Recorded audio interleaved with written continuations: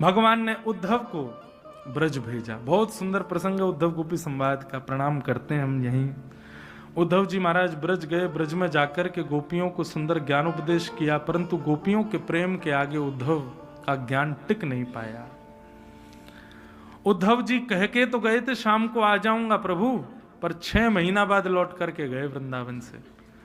6 महीना बाद जब लौट करके गए, उद्धव की स्थिति भगवान ने देखी। भगवान बोले क्या हुआ उद्धव, ये ऐसे कैसे हो गए तुम? बोले भगवान आप विश्व में मत रहिए, आप तो ब्रज में ही रहो, आपके लिए ब्रज ही श्रेष्ठ है, ब्रज से अतिरिक्त आपको कहीं नहीं जाना। आप वैकुंठ भी त्याग दीजिए लेकिन ब्रज का त्याग मत करिए, मेरी प्रार्थना।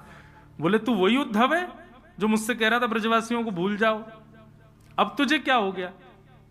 उद्धव जी बोले मैंने प्रेम देखा ब्रजवासियों का भगवान, आप इन ब्रजवासियों को छोड़ के कहीं मत जाओ, मैं आपसे प्रार्थना करता हूं आप वैकुंठ भी त्याग दो, अपना नित्य निवास स्थान ब्रज को बना लीजिए, इस ब्रज को छोड़ के कहीं मत जाओ। ठाकुर जी ने उद्धव को हृदय से लगाया, बोले उद्धव अब मुझे बड़ा चैन है कि मेरा प्रिय उद्धव अब प्रेमी बन गया। पहले तुम ज्ञानी थे, प्रेमी नहीं थे, अब तुम प्रेमी हो। और रही बात तुम्हारे भाव की, तो मेरा निवास सदा इस ब्रज में है, कण कण में मैं हूं, इस ब्रज को छोड़ के पाद में कम न गच्छति, एक पैर भी ठाकुर जी बाहर नहीं रखते ब्रज से। मेरा स्वभाव प्रेम तो निरंतर इसी ब्रज में विद्यमान रहता है। और बंधुओं रूप से तो श्री जी तो कभी ब्रज से बाहर गई ही नहीं, ब्रज में ही अखंड ब्रजवास यदि कोई निभा रही है तो वो हमारी श्यामा जी है, हमारी लाडली जी, कभी वृंदावन से। 2 लोगों का अखंड ब्रजवास है, एक तो श्री किशोरी जी श्री राधा रानी, और दूसरे श्री गोवर्धन नाथ, ये कभी ब्रज छोड़ करके नहीं जाते। श्री जी एक बार कथा में कहीं प्रसंग आता है कि सब ब्रजवासी कुरुक्षेत्र गए थे, तो ऐसा कहते हैं कि श्री जी भी वहां गई थी, बाकी अतिरिक्त श्री जी कभी ब्रज छोड़ के कहीं नहीं जाते, सदा निवास करते। भगवान ने उद्धव को प्रेम का अधिकारी बनाया। मथुरा पर 17 बार जरासंध ने चढ़ाई करी, भगवान ने 17 बार हरा दिया। 18वीं बार जरासंध ब्राह्मणों की सेना लेकर के आया, तो भगवान ने विचार किया ब्राह्मणों पर मैं आक्रमण नहीं कर सकता, और ब्राह्मणों के सुख के कारण ठाकुर जी ने विश्वकर्मा को आज्ञा करी और समुद्र के बीचों बीच एक नई नगरी का निर्माण किया। सब मथुरा के लोग सोए थे, मथुरा में पहुंच गए सब द्वारिका। सुबह उठकर के सब अपने द्वार खोजने लगे, द्वारिकम द्वारिकम, द्वार कहाँ है, हमारे द्वार कहाँ हैं। जैसे ही सबने अपने द्वार खोले तो हर घर के द्वार के सन्मुख शंख चक्र गदा पद्मधारी श्रीमन नारायण द्वारिकाधीश का दर्शन हुआ। ऐसे द्वारिकम द्वारिकम करते हुए सब ब्रजवासी घूम रहे थे, तो स्थान का नाम पड़ा द्वारिका। बोलो द्वारिकाधीश की। जहां हर द्वार पर ठाकुर जी विराजमान है, ऐसी है द्वारिका। द्वारी द्वारी कम ब्रह्म इति द्वारिका। ठाकुर जी ने जरासंध के साथ युद्ध करते करते बलराम जी का हाथ पकड़ा और युद्ध में चकमा दे करके रण छोड़ करके ठाकुर जी भाग गए। आधे युद्ध में से ही भाग गए। सब चिल्लाने लगे रण छोड़ रण छोड़ रण छोड़ रण छोड़, और ठाकुर जी का नाम पड़ा, बोले रण छोड़ राय भगवान की। ऐसे द्वारिका धीश रण छोड़ राय प्रभु के नाम से जाने जाने लगे। भगवान द्वारिका में आकर के व्यवस्थित हो गए। बलराम जी का विवाह रेवत राजा की बेटी रेवती के साथ में हुआ। रेवती जी के साथ में बलराम जी का ब्याह हुआ। अब आई ठाकुर जी की बारी। नारद जी ने भगवान की जन्मपत्री देखी, देव की मैया ने दिखवाई, देखियो या लाला को ब्याह होगो कि ना होगो, बैठो भयो अभी तक। नारद जी ने आके भगवान की कुंडली देखी, मैया से बोले मैया आपके जा लाला के इतने ब्याह होंगे, इतने ब्याह होंगे, इतने ब्याह होंगे, इतने ब्याह होंगे। मैया बोली कितने होंगे सीधी बताओ।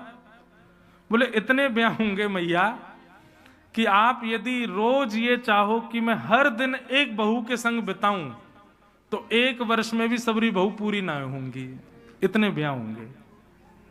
कितने वर्ष लगेंगे?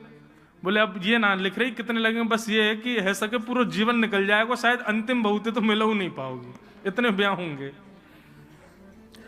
बोले होंगे कब? बोले बस प्रतीक्षा करो, जल्दी है वे वारे हैं, योग आवे वारो है लाल जी के ब्याह को। कौंडन्यपुर के राजा भीष्मक और उनकी पुत्री का नाम है रुक्मणी। उनके 5 पुत्र हैं, एक पुत्री है रुक्मणी। रुक्मणी जी बचपन से ही भगवान की खूब कथा सुनती हैं, संत जनों के पास जाती हैं। बंधुएं, रुक्मणी जी जिस प्रकार जनक जी को सीता जी मिली थी ना भूमि से, ऐसे रुक्मणी जी भी एक बगीचे में प्राप्त हुई थी। ये भूमि जहां है, भूमि से प्रकट हुई लक्ष्मी है रुक्मणी। रुक्मणी जी ने भगवान की खूब कथा सुनी और कथा सुनते हुए अपने भाभी से जाकर के जिज्ञासा प्रकट की कि मैं द्वारिकाधीश का वर्ण करना चाहती हूँ, उनसे ब्याह करना चाहती हूँ।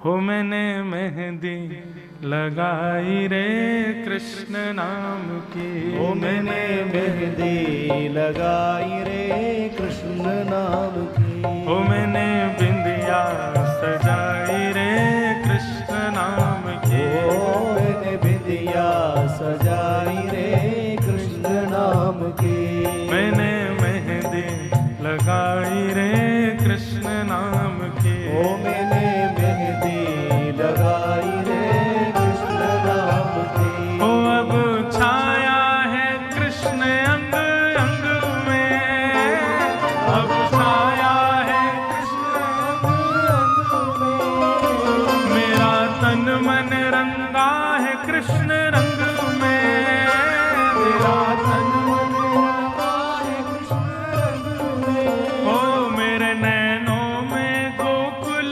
वृंदावन, मेरे नैनों में गोकुल वृंदावन, हाँ मेरे प्राणों में मोहन मन भावन, मेरे प्राणों में मोहन मन भावन, ओ मैंने माला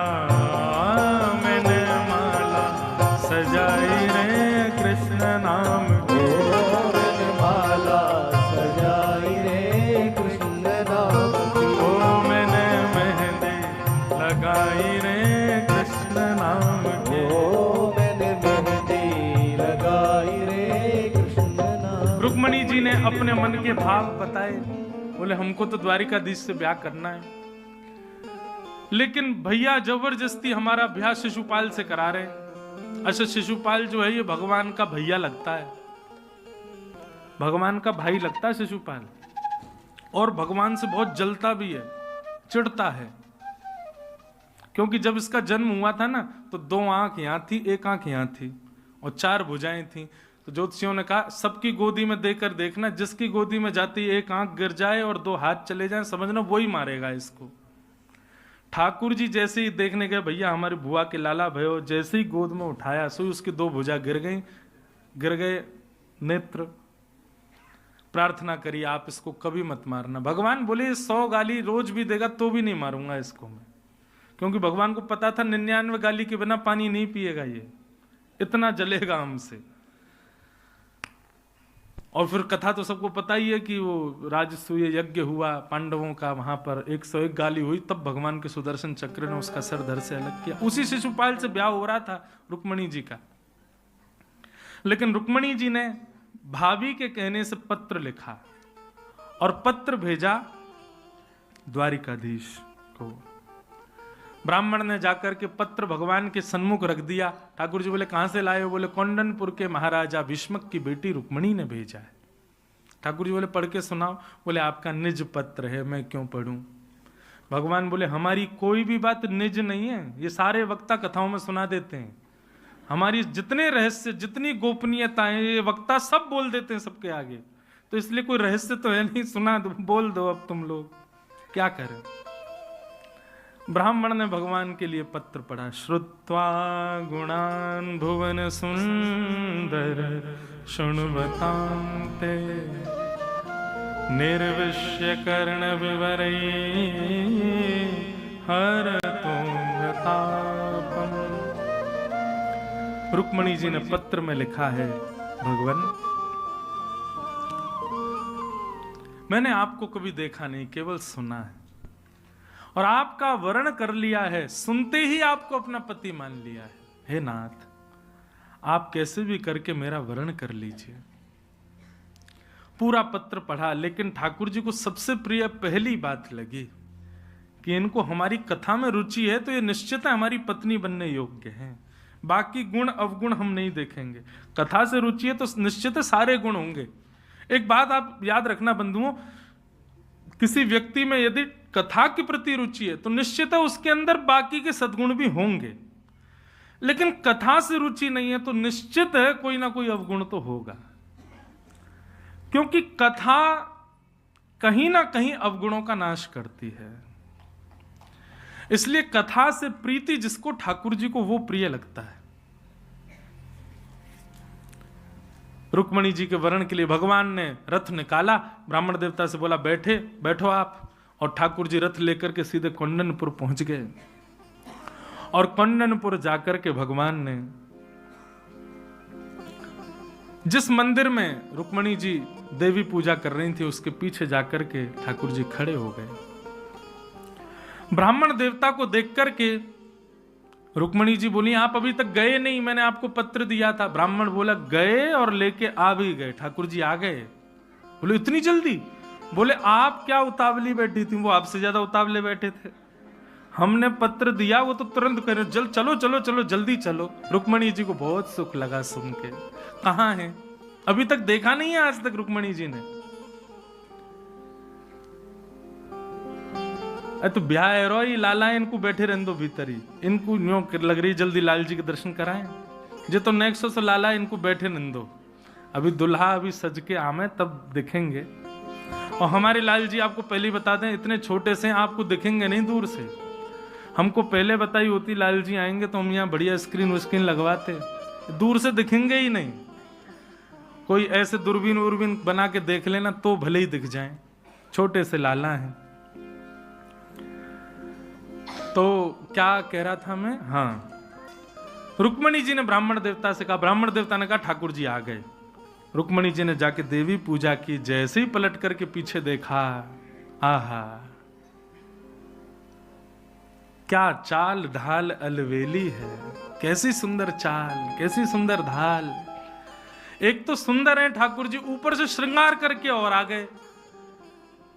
हमारे ब्रज में के लाला तुमने बहुत बड़ी कृपा करी जो तुम लाला बन के आए, बहुत बड़ी कृपा है कि बिहारी जी लाली बन के नहीं आए। क्यों?